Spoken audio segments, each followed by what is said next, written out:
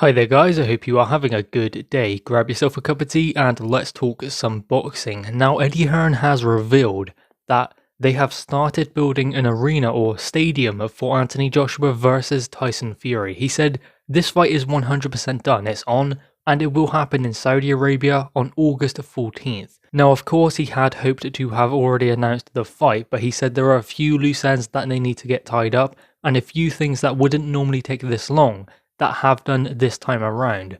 But aside from that, aside from getting the banking information and things like that, the fight is on. He says that next week the announcement will come, but we've heard that before. The most important thing at the moment is Eddie Hearn is saying that they are starting to build this arena and he's given a concrete date and where the fight will take place. So the important things are sorted. The money for both fighters, where the fight will happen, when it will happen. That is all sorted now, and hopefully that means we will get an official announcement very soon. Now of course it has been revealed that it will be an indoor arena, and that is going to be pretty obvious because it will be summer when this fight takes place and the temperatures will be incredible, so I wouldn't imagine they'd want to do it outside like AJ versus Ruiz, because that was outside in an outdoor arena that they also built for that event, but that was in December. This one will take place in August, so it will be extremely hot for both fighters. Not going to be the best if they are going into a big 12-round fight. I mean, this fight isn't going 12 rounds anyway, but still, you can imagine that that would probably be too much for both of them. They don't want environmental factors like that causing them problems when they're in the ring, so it will be an indoor arena. Now, Eddie Hearn seems to believe that they are all now on the same page. Frank Warren, Bob Arum, Tyson Fury, Anthony Joshua and himself, they are all on the same page that this fight is 100% going to take place next. Now I have to admit, in recent times I have become quite skeptical as to whether this fight will happen, because Anthony Joshua came out and said to Tyson Fury that he's tired, fans are tired, less talk, more action. So that was a little bit worrying because Anthony Joshua doesn't normally come out with those kind of comments unless there is something to be said, unless there is something actually going on. He doesn't normally buy into this hype stuff or anything like that. So that was a little bit worrying, and Tyson Fury did come back quite quickly saying that you know where I am, or come and get it, you big ugly dosser, or something like that.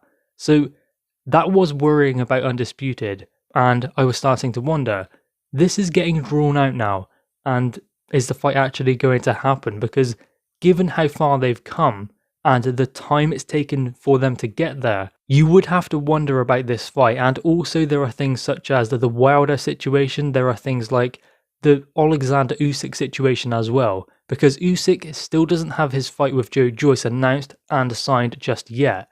So that is a big fight also. Usyk is WBO mandatory, but he will be fighting Joe Joyce for the interim status.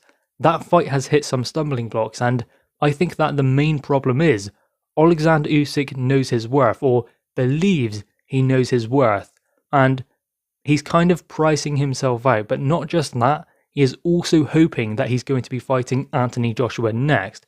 So in some way, he's waiting for Undisputed to fall apart so that he can then just step in and fight Anthony Joshua as his mandatory and for the rest of the unified titles as well. I believe that is the reason behind Alexander Usyk stalling so much with this Joe Joyce fight, because if he fights Joe Joyce, he fights for the interim status. If he fights Anthony Joshua, he fights for 4 world titles, 3 major world titles. But if he's able to beat Joe Joyce, it's likely that he's going to be upgraded eventually to WBO world champion. But still, it doesn't have the same ring to it. It's not as big a fight as it would be if he fought AJ. That's the reason why he does want that fight, and also why he is holding out in the hope it will happen. But that doesn't seem likely given the strides they have made with Undisputed. Now, a big question could be, where will this fight take place in Saudi Arabia? Will it be the same place as Anthony Joshua versus Andy Ruiz Jr. 2? Well, apparently not. Apparently it will be Jeddah, and that is according to Bob Arum. He said that the fight will take place in a built arena in Jeddah. He said that previously in an interview when he kind of came out and explained that Saudi Arabia was where the site offer had come from. Because I don't know if you guys remember, one of the many updates was from Mark Kriegel of ESPN, and he kind of broke the news that the fight would take place in Saudi Arabia. Bob Arum came out quite quickly after that and confirmed that. Then we knew where this fight was going to take place. I think that we realistically knew anyway. I mean, they were talking about other territories, but was it going to go anywhere else other than Saudi? I don't really think so. They were talking about the UK, possibly US, Dubai, even Russia was in there at one point.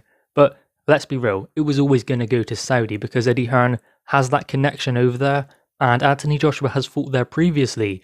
So has Tyson Fury, but with the WWE, so that's a bit different. But it just seemed like if they were not going to do it in the UK, it would make sense for both fighters to do it in Saudi Arabia. So, if we go through it from top to bottom, this is what we have so far.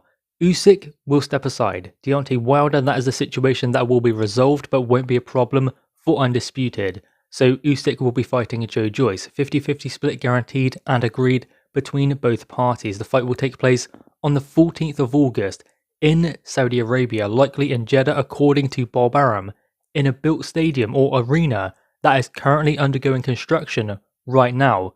The finances for the site deal is something that was a stumbling block, especially on the side of Tyson Fury, who did ask for proof of funds, I believe, but according to Eddie Hearn, that is also something that is being worked through at the moment.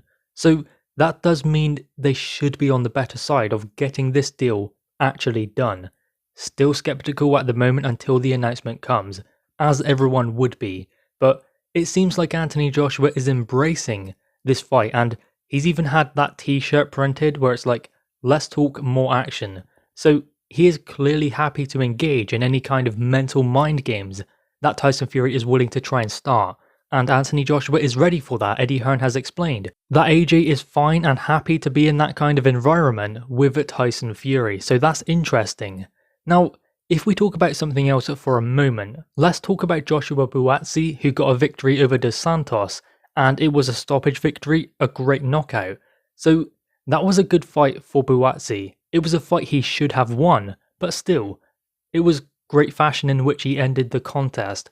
What next for Joshua Buatsi? I mean, I heard someone talking about Dimitri Bivol too soon, way too soon at the moment. It's one thing to knock out Dos Santos, it's another thing to get in the ring with someone like that. And Eddie Hearn did even speak about that in the interview where he did give an update for AJ versus Fury. That video will be in the description below, there will be a link there so you can go and look at that if you want to. But he spoke about the fact that he's looking to build Joshua Buatsi, so he doesn't want to get there too soon, and why would he? He still has time on his side. So there are fights to be made with Joshua Buatsi. He's had another good performance. He seems to be able to get those kind of performances out no matter who he faces, because this was undoubtedly a level below him. I wouldn't say that Dos Santos was equal with Joshua Buatsi, but still he put on that kind of performance which proves to us that he doesn't underestimate anyone, and he still puts in the work no matter who's in front of him. And that is important, especially if he looks to go to a different level, because some fighters get to a certain level then start underestimating their opponent. That usually is their downfall, as opposed to being in the big fights. So he's proven that he can be in a bigger fight, get the victory, be in a lower level kind of fight but still get the victory, and not underestimate his opponent. Going forwards though, he does need to start stepping up and working towards a world title opportunity. I would say he's 3, maybe 4 fights away from making that happen, but I believe that he's definitely on the right track. I think that Sullivan Barrera would be a good fight for him to take next. That's a guy who fights everyone, and everyone he fights gives them problems. So that would be interesting to see how Buatsi overcomes that. Maybe that is one they look for next time around. Anyway guys, what are your thoughts on this? Pick your favourite subject and leave your thoughts in the comments below. Also leave a like and grab that subscribe button. Thanks guys.